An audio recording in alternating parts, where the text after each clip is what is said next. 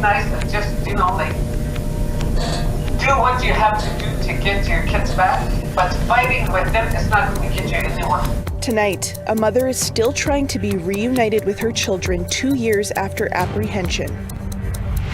This 105-unit development will also make history as the largest affordable housing development in Yukon's history. Housing the houseless in the Yukon, one nail at a time. I just wanted to so bad, and I think I even harassed my mom, to teach me. They're teaming up to bring Mohawk beadwork and fashion to the world.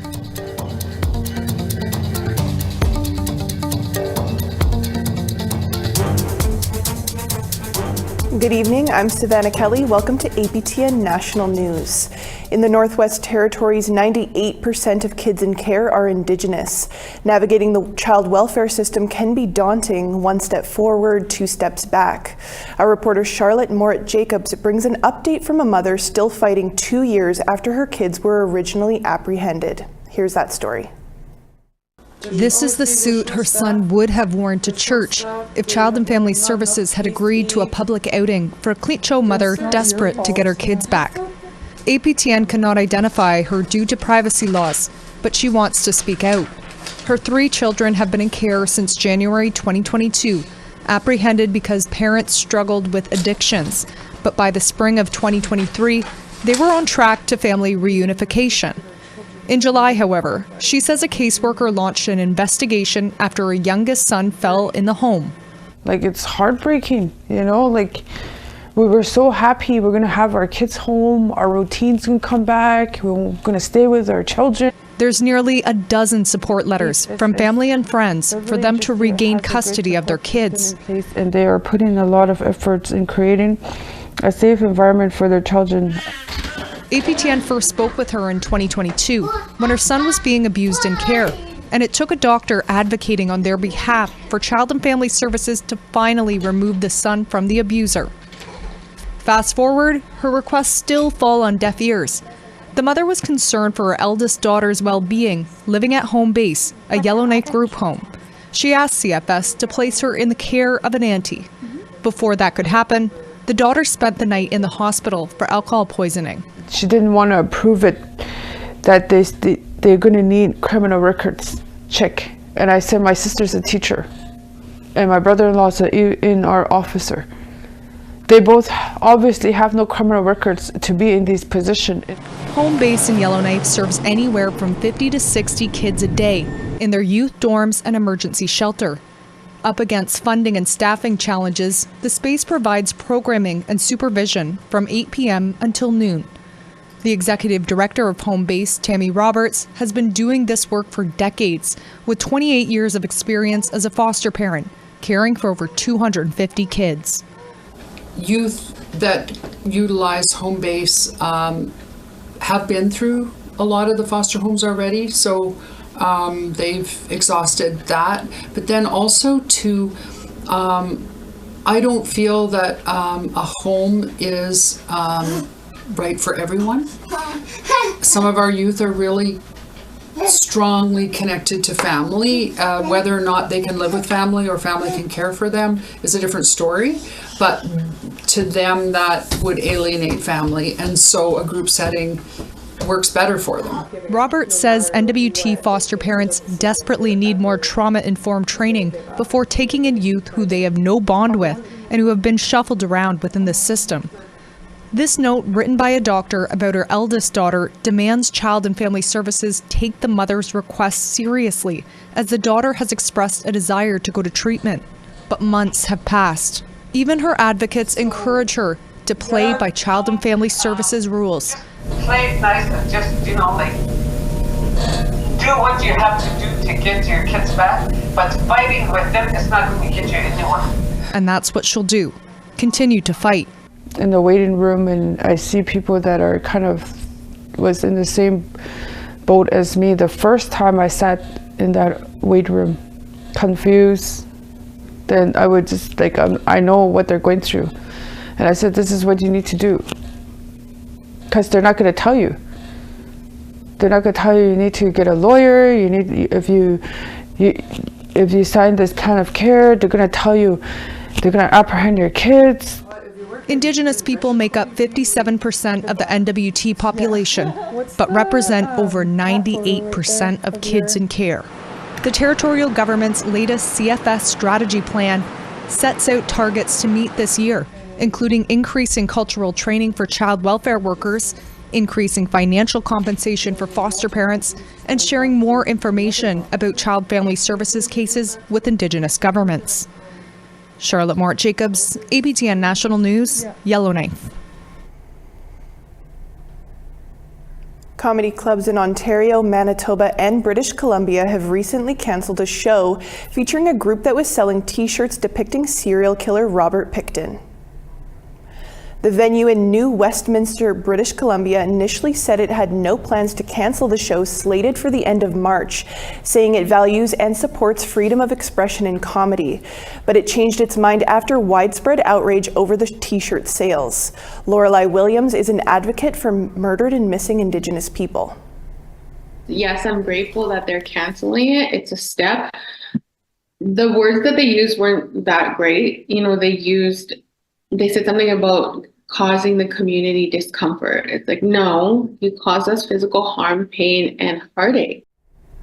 The comedy group has since removed the t-shirt from its website. The group also claims the decision to cancel the March show was theirs over safety concerns for venue staff. New data in British Columbia shows the number of children living in poverty is on the rise. About 1 in 7 children living in BC is living in poverty. Overall, the child poverty rate is 14.3%. It jumps to 31% of kids living on reserve and more than 40% for children in single-parent households. Things like childcare will come into that, because if you are a single parent and you don't have childcare, you can't work. If you don't have after-school care, you can't work a full-time job if you have to go pick your kid up at 3 o'clock. The report calls on the province to index the BC family benefit to inflation, prioritize new childcare and social housing developments, raise social assistance rates, and increase the minimum wage to $20 an hour by 2026. The minister responsible for poverty reduction stopped short of committing to the recommendations, but says she will have more to say during this legislative session. A group of environmentalists were in Ottawa Wednesday to call for a complete ban on polyfluoroalkyl substances, or PFAS. PFAS are found in a number of products, including cosmetics, cleaning solutions, and food packaging materials. They've been linked to liver and kidney disease and cancer. Canada currently bans some, but not all PFAS. Lucy Gray is a public health researcher based out of Nunavik in Quebec. She says Inuit living in northern Canada are particularly vulnerable to them. And research has proven that we have much higher levels than the southern Canadian population. And as mentioned, our unborn children are born with PFAS already in their bodies. We don't see any benefits from these, but we are carrying a huge risk.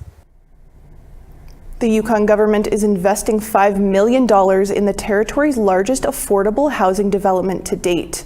The Winter Crossing housing project in Whitehorse's Whistle Bend neighborhood will feature 105 subsidized units. The development will be owned and operated by Dedigai Development Corporation.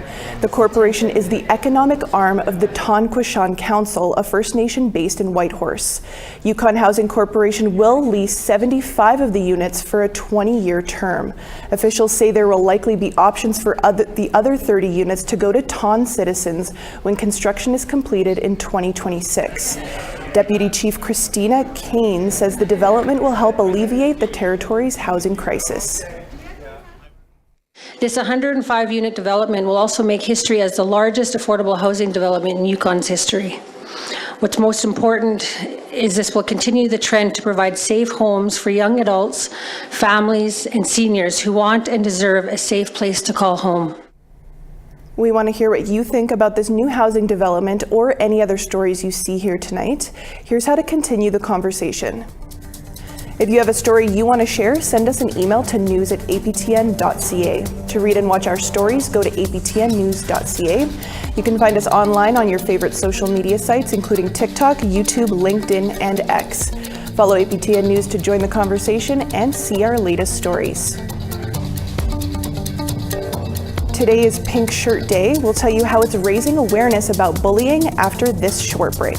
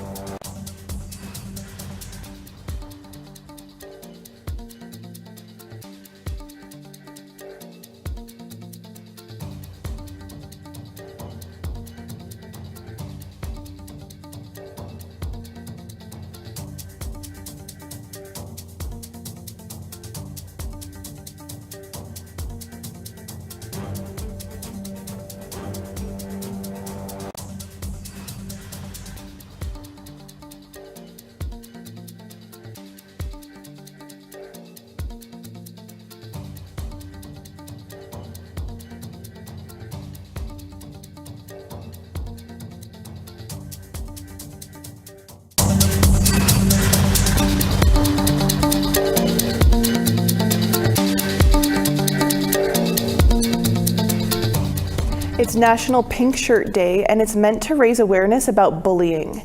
APTN's Tina House joins us from Vancouver to discuss in more detail about how bullying affects Indigenous youth. Thank you. It's National Pink Shirt Day here in Canada, and joining me today is Dr. Johanna Sam from UBC. Dr. Sam, can you tell me about what you do at UBC? Yes, Dizan Gunzun, set Dr. Johanna Sam today, set Kotin Haya. Yes, so I'm an assistant professor at UBC in the Department of Educational and Counseling Psychology, Special Education. Amazing. Now tell me about what you specialize in, because now today is Anti-Bullying Day. Can you tell me a little bit what your specialty and what you study? Yeah, so a lot of my research is looking at cyberbullying among youth, especially racialized youth, Indigenous youth, and trying to look at their unique experiences online. How serious is this issue of bullying and cyberbullying for Indigenous people, and especially the youth?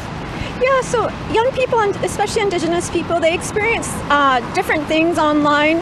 They're highly connected now, especially after the pandemic and being on devices. And so some of the things that they experience is attacks on their Indigenous identity. Are you Native enough? Are you Indigenous enough? Is some of the things that are unique experiences to them. What can people do if they find themselves being bullied online or bullied in school? So what Indigenous youth have shared with me, the things that they're already doing is getting offline, putting down their devices, talking with their elders, their aunties. Some of the healthy things they're doing online as well is actually finding Indigenous advocates or Indigenous-owned businesses, so finding positive influencers online as well. This has become quite a serious issue in some cases when cyberbullying has been actually reported to the law and people have lost their lives and so forth. When we're talking about the bigger issue of cyberbullying, is the federal government and provincial government taking it serious enough, do you think? I think they're starting to implement more legislation and looking at protecting our young people. Recently, I think as of this week, there was a new legislation for online hate for young people. So there is movement towards legislating and protecting our young people online. Amazing. And what would you like to say about wearing this beautiful pink shirt today? And I know many others are wearing it in schools all across the country today. Yeah, so I bought this shirt from the Urban Native Youth Association here in Vancouver to support some of their youth programming, and it was made by an Indigenous artist here in Vancouver. Amazing. Dr. Sam, thank you so much for joining us today. Appreciate you. Thank you. Thank you. Back to you in studio. The North has been seeing a range of climate changes in the last few years, from milder temperatures, changing sea levels, and the loss of ice. Our web reporter Danielle Parody and Iqaluit video journalist Trevor Wright had traveled to the Arctic last October. Danielle has been working hard on putting together a podcast on what she experienced while there. The Place That Thaws launched this past Monday on your favorite player. Before Danielle joins us, here's a clip from The Place That Thaws. As someone who has lived in Resolute the majority of her life, she's also worried about the changing weather patterns. What I noticed is that there's less snow, more wind. Yeah. There used to be so much mountains of snow, and now it's not so much anymore. Thanks for joining us, Danielle. So that was a clip from your podcast, The Place That Thaws. How did the idea for the podcast come up? Yeah, producer Mark Blackburn and I had wanted to do something on the North and climate change for a while, but we also wanted to focus on narrative. So a lot of climate discussion out there is very science focused and not very community focused. So we decided that it'd be really important to make it a story that even if you don't care that much about climate change, I think you should, but if you don't, you can still get something out of the podcast. You can hear about many changes that are going on in the North, be it cultural or climate or otherwise. And yourself and our Iqaluit VJ Trevor Wright headed up to the Arctic last year. How was that experience for you? It was a really amazing experience. Now, Trevor is in the Arctic all the time, but we moved up to the high Arctic, so even for him it was a bit of a trek. You're up above the tree line, so when we are in either Resolute or Grise Fjord, there's no trees around. It's just tundra as far as you can see, and water and ice. And we were also lucky enough to be able to see polar bears, so that was a really memorable experience. And what did you learn from putting this podcast together? I learned that there is so much to the North, and it's so much an integral part of the story of Canada. So people were moved into these communities, Resolute Bay and Grise Fjord, from Inukjuak in northern Quebec. And they were moved because Canada wanted to establish that it has sovereignty over the Arctic. So, generations now of people have actually made quite a significant sacrifice to help buttress the sovereignty in the Arctic. And now with climate change, you're seeing a lot of their environment change. You have coastal erosion. Hunting is good right now as animals move north to avoid warm waters, but you do see the potential for change, and you see the need to make sure that these communities are funded so that they can adapt. And what do you want people to take away from this series? I really like to look at it as a love letter to the North from me. I absolutely loved my time up there. I can't wait to go back. There's photos that we have up on our website that are just incredible. The people were amazing. They were warm. They were welcoming. You know, you drop into this community of 120 to 170 people, and you're just walking around town. That's pretty weird, but people really put up with us and gave us some great quotes, some great conversation, and some really great perspective.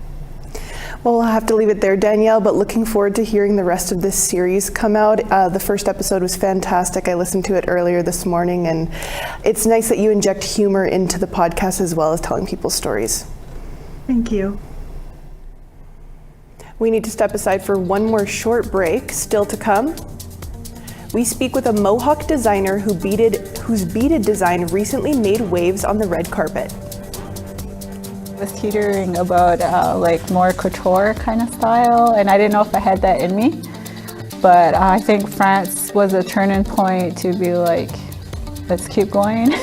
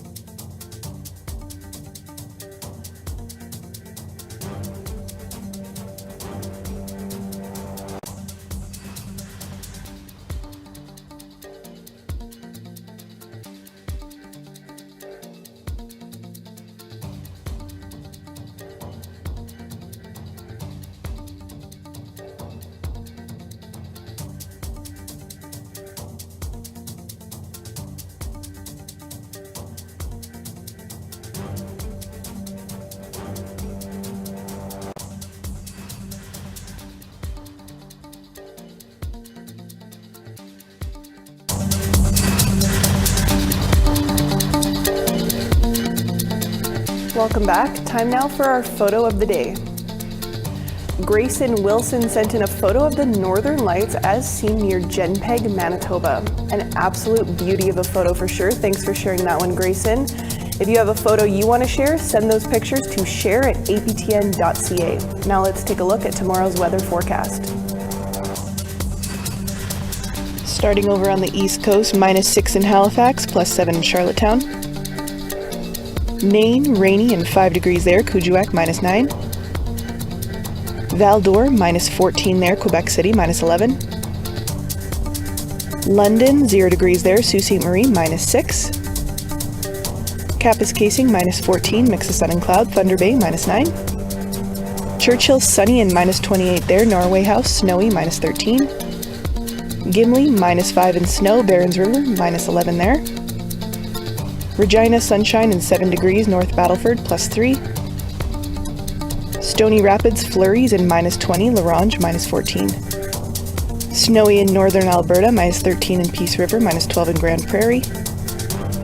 Red Deer, 0 degrees, Medicine Hat, mix of sun and cloud, 11 degrees there. Bella Coola, snowy and 3 degrees, Kamloops plus 12. Fort Nelson, minus 16 and snow, Smithers, minus 3. Watson Lake, snowy and minus 18, Rock River, minus 29. Norman Wells, minus 23 there, Wrigley, minus 22. Tuktoyaktuk, mix of sun and cloud, minus 26, Colville Lake, minus 28.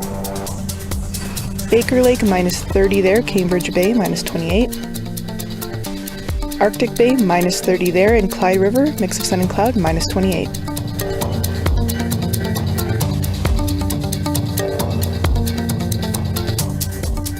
A beaded creation by a Mohawk designer from Akwesasne is making waves on the runways.